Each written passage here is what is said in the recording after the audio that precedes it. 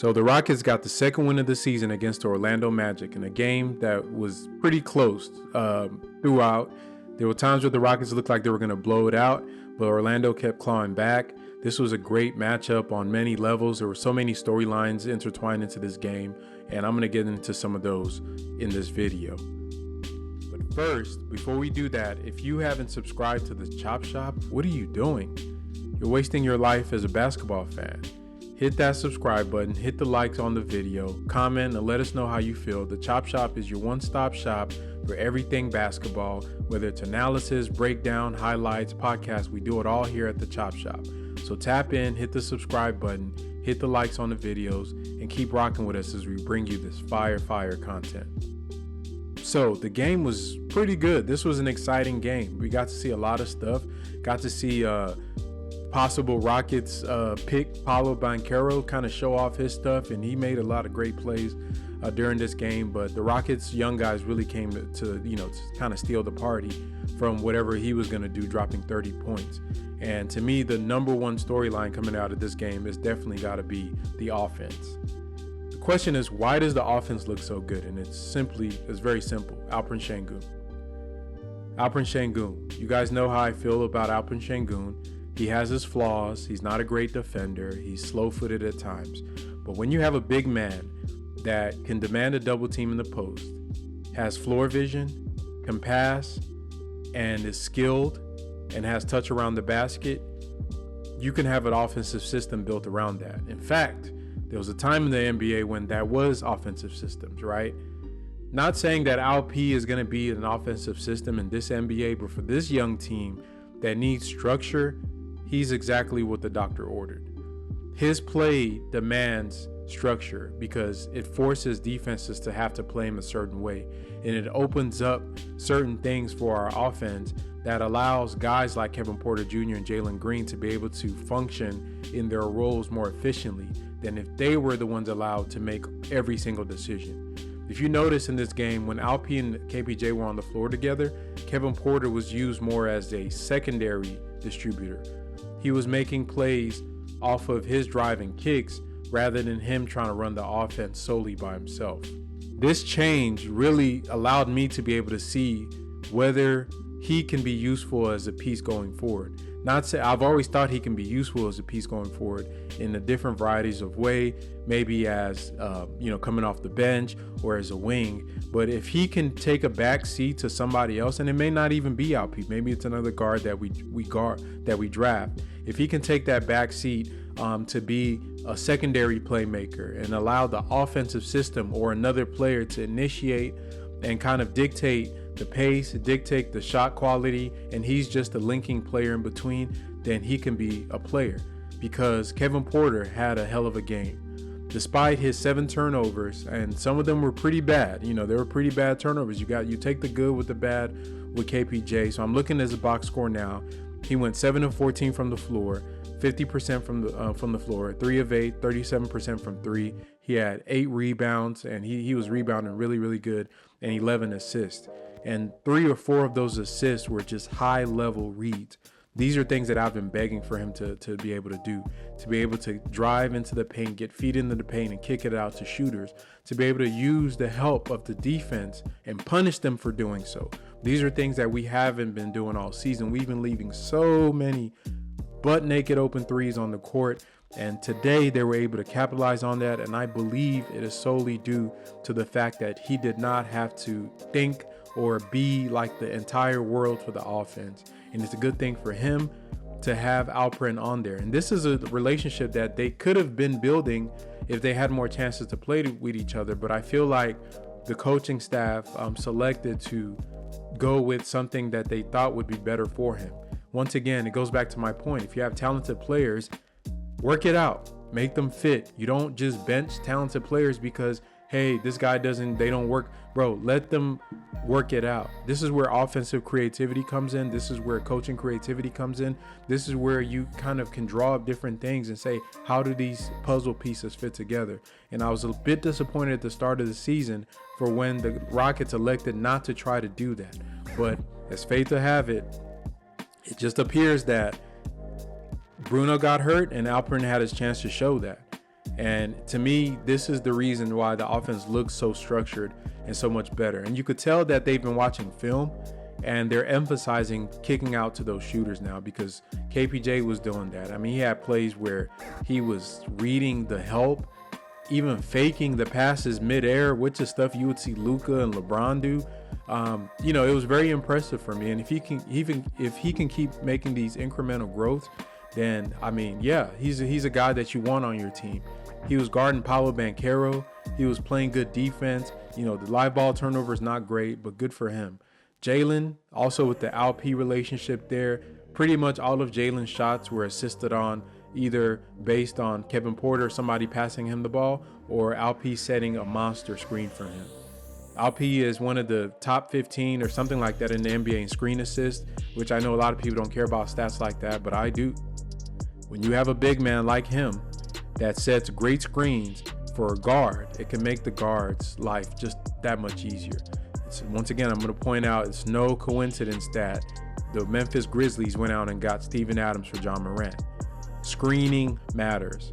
Screening matters. So for Jalen, nobody screens for Jalen like Alperen Sengun. I have a whole video called Alperen Sengun will make Jalen Green a star, and it's just because of screening. He has a knack for screening, that when he screens, he knows how to roll and take the player out the frame with him. It's a skill set. It's just like rebounding or a person that's good at getting steals or deflections. Screening is a skill, and this guy possesses it. So you can see Jalen, he's getting practice shots when Alp is out there on the court with him. And Jalen is also, something that's apparent there for him is that his mid-range, once he's hitting those mid-range shots, he's unstoppable. When he's hitting those mid-range shots, he's unstoppable, because then he becomes a 3-level scorer. And I attribute that to great screens for him. Another storyline that we can talk about is the struggles of Jabari Smith. So we were able to see, where we were expecting to see the matchup between Jabari and Paolo. And obviously you can look at Jabari's stat line. Let's see here. He had only one shot attempt. He went 1 for 4 from the floor. All 4 of the shots were threes. So only had 3 points, 3 turnovers, 4 fouls, 1 rebound, 1 assist. Not a great game for him. He was a -4. He was playing decent defense. And I'll say that for me, I was worried about him in the last game before he got hurt. I'm forgetting what it was. I think that was at Phoenix or one of those games. About his effort seemed to be kind of lacking, right? There's one thing that for me, my pet peeve is what I hate in players is offensive players that only play defense when their offense is on. And Jabari was never tagged as a guy because he was an offensive player. He's a defensive guy.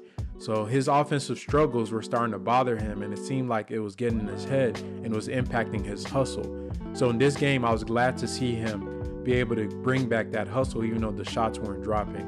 And it seemed like the coaching staff elected to bench him down the stretch. It's a rough go for him, right? It's a rough go for him. And if you guys can remember, Jalen Green went through a stretch just like this. There was a stretch in the first month and a half, 2 months of the season. Jalen was literally the worst player in the NBA by multiple statistical measures. He was the worst player in the NBA. But these are the things that you go through when you're on a team that doesn't really cater to your needs. There's a podcast by Sam Vecine that you can look into, and they were discussing some of the things about Jabari. And it came to, this was a stat that I was shocked to see, that Jabari's only had 3 curls drawn up for him, or 3 curl where he comes around the screen. Usually it's going to be in the mid-range area. And, Klay Thompson runs a lot of curls. And this is really what he makes his money on when he gets in that midi. Shooting those perimeter shots, when he can pump fake, get downhill, and then coming off those curls because he got a quick trigger. And this is what I envisioned for Jabari. When I made the videos talking about things he could do better, is those curl screens, or even pin downs, or multiple things, just using him, and the fact that Jabari is a movement shooter. And movement shooters like, JJ Redick, or these guys, you don't see JJ Redick just stand in one spot and wait for the pass to come out. So I was a bit disappointed to hear that they've only ran 3 curls for this kid the entire season, which is sickening. And yeah, that's how it is in Houston for our young guys. It's trial by fire, which I don't agree with it, because I feel like it does have some peripheral things. You can build bad habits from it, but the offense isn't made as a complete offense. It's a system that's based on penetration and kick. And one thing I'm happy to see is the shot quality that Jabari got today.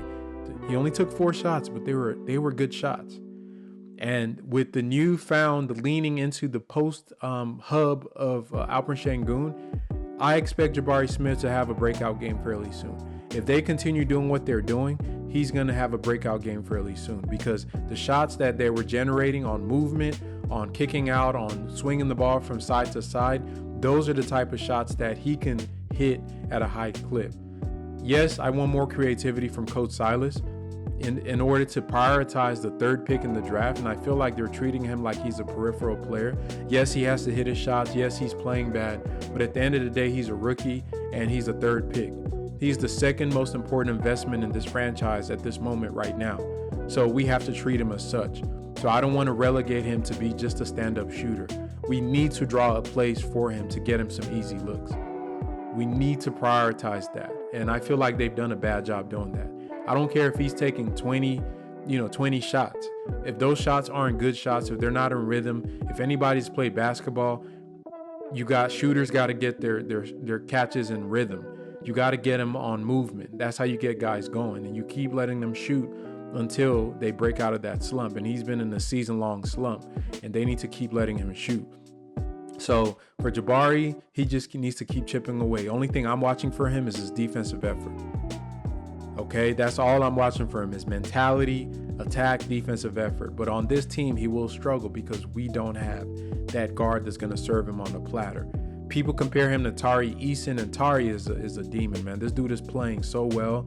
He's hustling. The thing, Tari doesn't need an offensive game. He doesn't need a game plan made up for him because he's going to go get it regardless.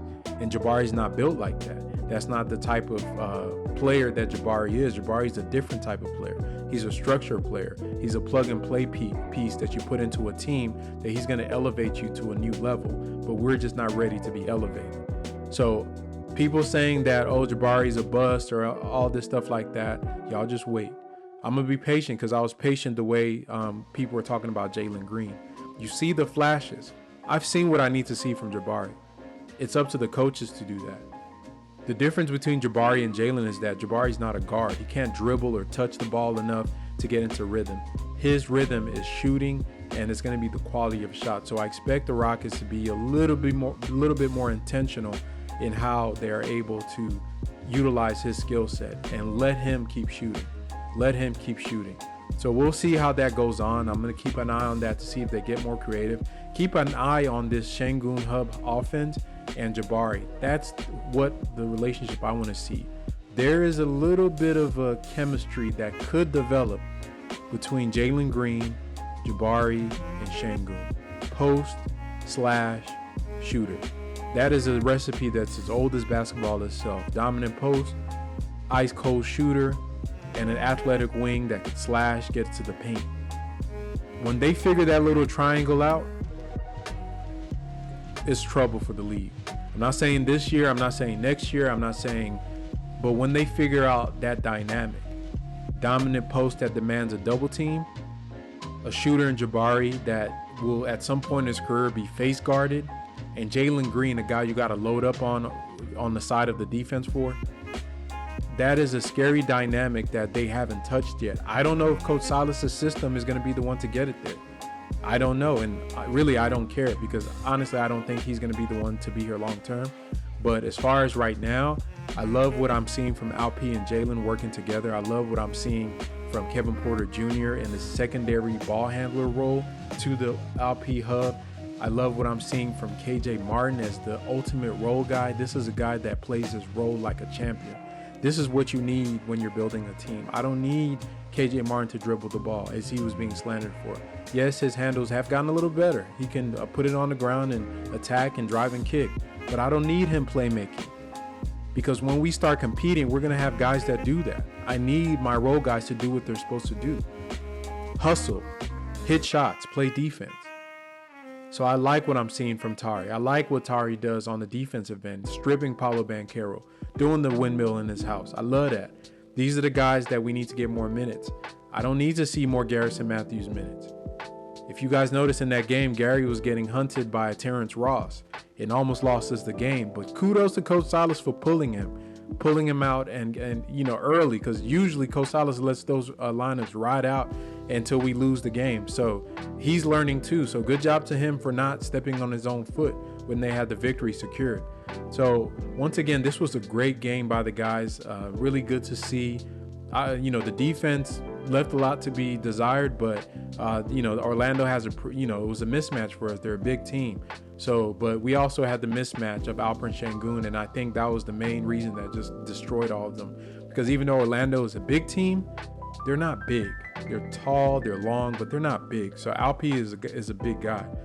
And Alp is a guy that should throw his weight around more. He needs to get stronger. He needs to lift a little bit more. He needs to get into the weight room and be able to be that kind of that dog inside the paint where he can, when you play Alperen Sengun, you should have bruises all over your ribs from him just elbowing and bumping and just punishing you in the post, like almost like a boxer that's throwing jab shots. That stuff wears down on guys over time. So those are things he needs to work on. Daisha Nix, I could stand to see Ty get some of his minutes. Hopefully Ty can wake up, because we need his skill set on the court. Garuba still just perfectly being in his role, just functioning the way he needs to function, just being that kind of 18 to 20 minute guy that brings high energy all the time on the court. I need his conditioning to improve. Hopefully it does. Eric Gordon, he played a good game, was shooting well, spaces the floor. I think he needs to come off the bench. I would rather see either Tari or KJ in that 3 spot, honestly. But the guys, they all played well. And Jalen Green, welcome to 2022. So, I'm excited to see how they build upon this game that they had, because they got to see that when they move the ball, good things happen. So I want you guys to tell me, who is the player that you think was the player of this game? I mean, I couldn't pick. I'm going to give it to Alperen Sengun, and I'm going to give a co-player of the game to KJ Martin for the hustle, and this guy just being just the best role player on a young team in the league. But I think Alperen Sengun, his consistent dominance is something that's just kind of, it's weird to see out of his class that he's going to be one of those guys. He's going to be one of those guys. And if we had a better record, a guy averaging 17 and 10 on the efficiency that he has, he may be somebody, if we were a good team, maybe say, hey, this guy could be an all-star or could be a most improved player. So I want you guys to tell me who gets the game ball for this one. Did y'all like what y'all saw from the team? Did y'all like what y'all saw from Coach Silas? Is your faith restored in this team going forward because of the structure that we've seen, or have you seen enough already and you don't care? But let me know in the comments. Remember to like this video so YouTube algorithm can push it out so more people can get knowledge on basketball. Remember to subscribe to the Chop Shop and keep supporting us. We're going to keep trying to bring you this fire content every single time we can. Go Rockets.